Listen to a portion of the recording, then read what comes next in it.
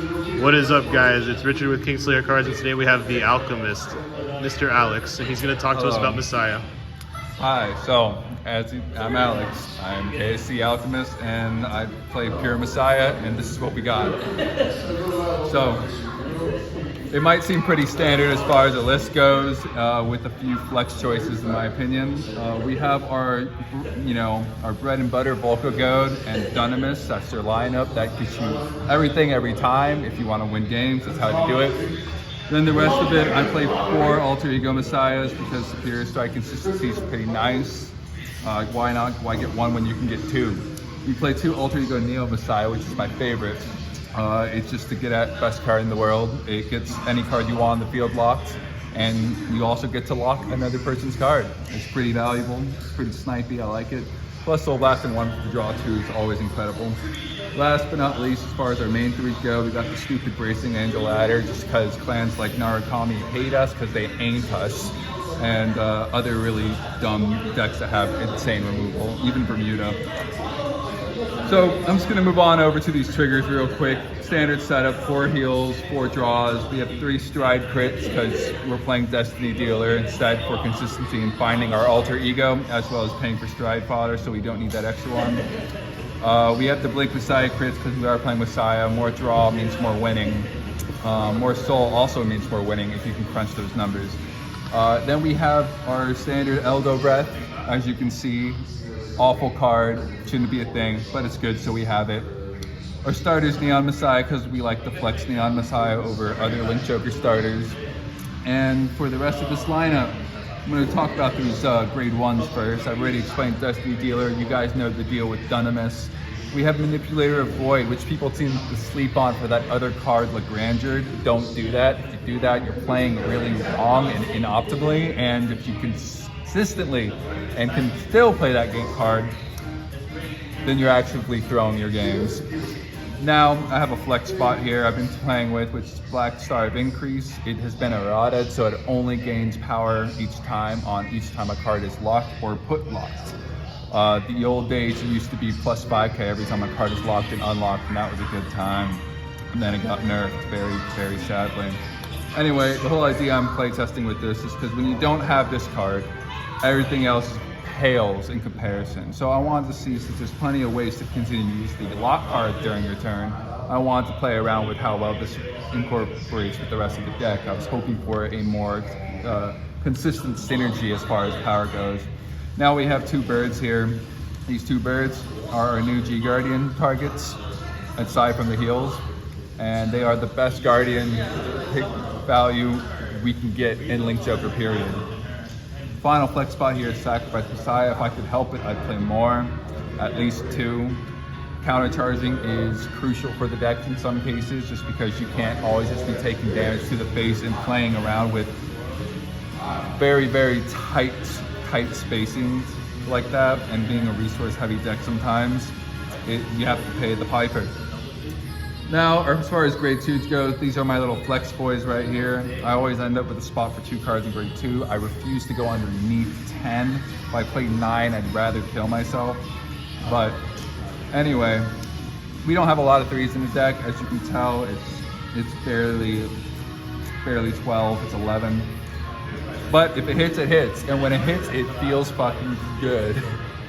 Anyway, the next grade 2s we have is the new Lady Battler here. She's not exactly that new, but she's the newest grade 2 we can play that brings value to the deck. Anyway, I only play her for 2 reasons. One is consistency in finding another 3. If you played other Messiahs, you can look for them too. It adds a ton of flexibility to the deck, and is actually a really good card just on that alone. You can get your stride fodder right away for superior striding if you need it. It's pretty good. The second skill, it locks itself, and you can pay a counter blast before it locks itself a second time to kill it. And Pot of Greed effect, draw 2 cards, love it.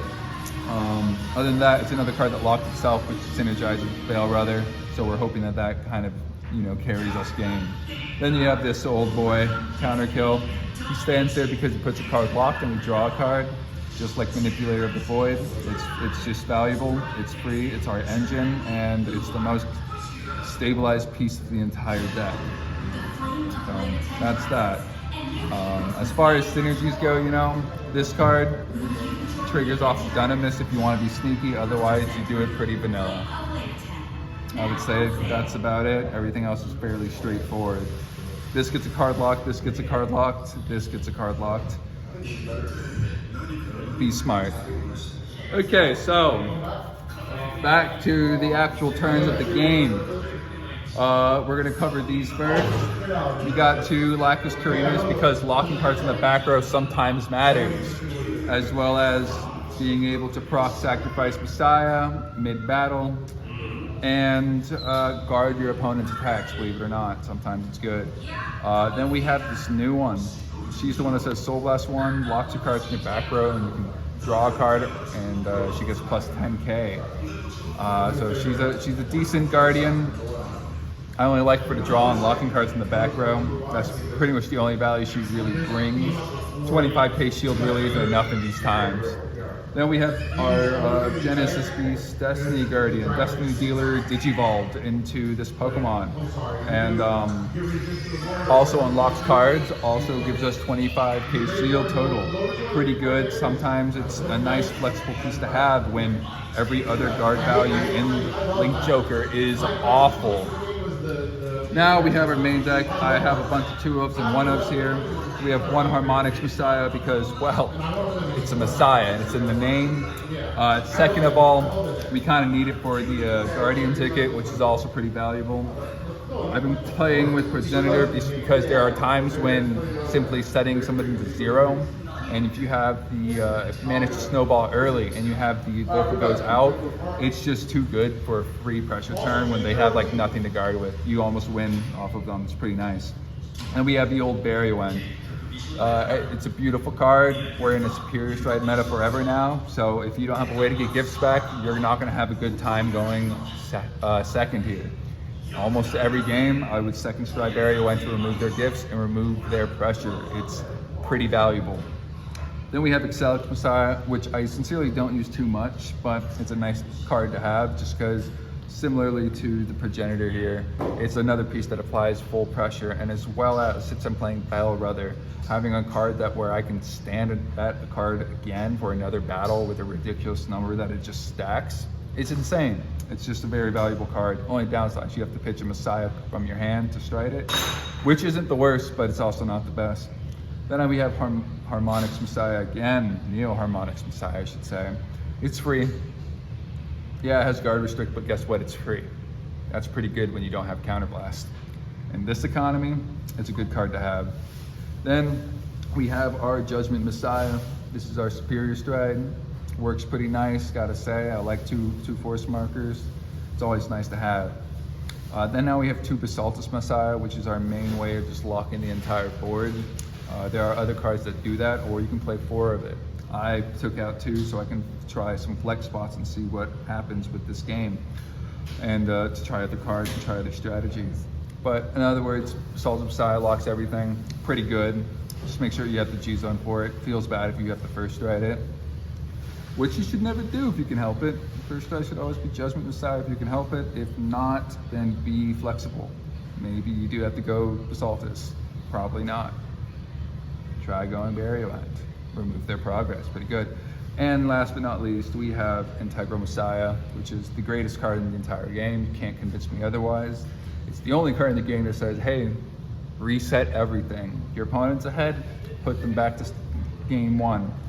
Oh, you're ahead, you're also going to go back to game 1. Kind of sucks, but you know, having 5 cards in hand to reset everything on a Messiah where you can just swing out, have a lot of pressure, make them lose those 5 cards, and if you're on an Alter Ego Neo Messiah, you just get up, you gain back up 5 cards, and it's incredible.